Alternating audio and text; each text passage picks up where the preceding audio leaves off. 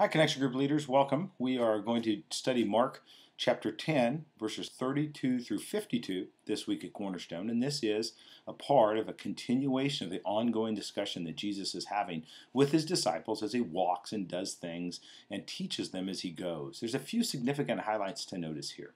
This week, Jesus very clearly tells the disciples about his plan, about what's going to happen when he gets to Jerusalem. The entire book of Mark, the entire narrative is pointing towards this moment when Jesus is going to go to the cross. And now, at this point in Mark, we are headed at a breakneck pace towards Jesus being on the cross, and Jesus knows it. He's kind of now, as he gets closer to the end, giving them this crash course in them understanding his identity and in them understanding leadership that he is going to be entrusting to them. He underlines here kind of why they need to get this. In verse 33, listen, he says, we are going up to Jerusalem. The Son of Man will be handed over to the chief priests and the scribes, and they will condemn him to death.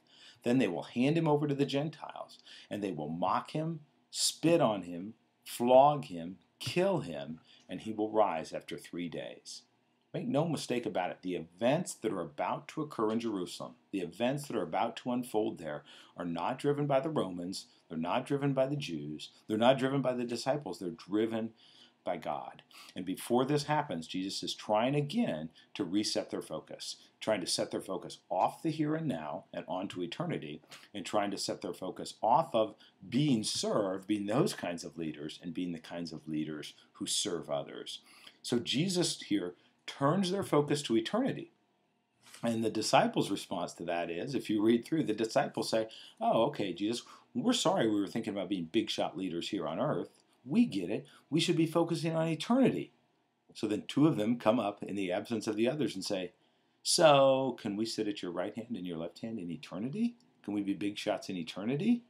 And Jesus' reply is really one of the most famous passages in Mark. And if you're going to memorize something out of Mark, this wouldn't be a bad one to choose. Jesus called them over and said to them, you know that those who are regarded as rulers of the Gentiles dominate them, and their men of high positions exercise power over them. But it is not to be like that among you. On the contrary, whoever wants to become great among you must be your servant, and whoever wants to be first among you must be slave of all. For even the Son of Man did not come to be served, but to serve, and to give his life a ransom for many. So as we study the passage this week, that's just a critical idea that we understand about Jesus' ministry and the ministry that he's entrusting to the disciples, and then therefore to us. I want you to notice there's a couple times in the passage that Jesus asks people exactly the same question, and he words it exactly the same.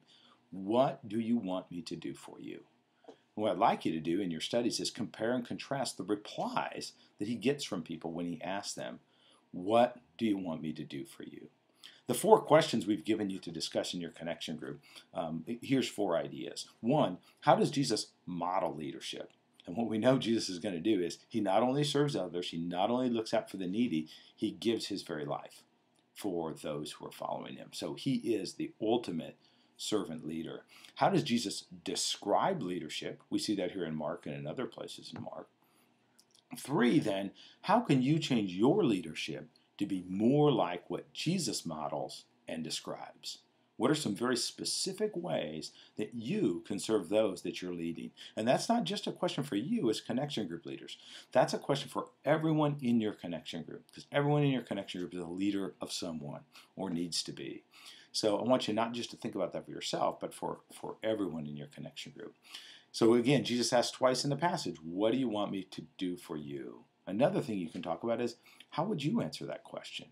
Jesus responds differently to the 2 people in this passage. How would Jesus respond to you? If he asked you, what can I do for you? And you replied, what would Jesus' response be? Connection group leaders, thanks so much for all the work you're doing with people at Cornerstone. And if you're watching this video, you're probably one of the more committed connection group leaders. And I just want to share with you how excited I am about the changes that are occurring at Cornerstone next year. And as a connection group leader, I sometimes fall way short of what I should be doing, but I'm excited about the additional support and guidance and training that Shane and Jared and the rest of the Cornerstone staff are ready to give us as connection group leaders. But they are going to hand us a pretty important ball. So I just want to say I'm really excited about it, and thanks for all the work that you're doing.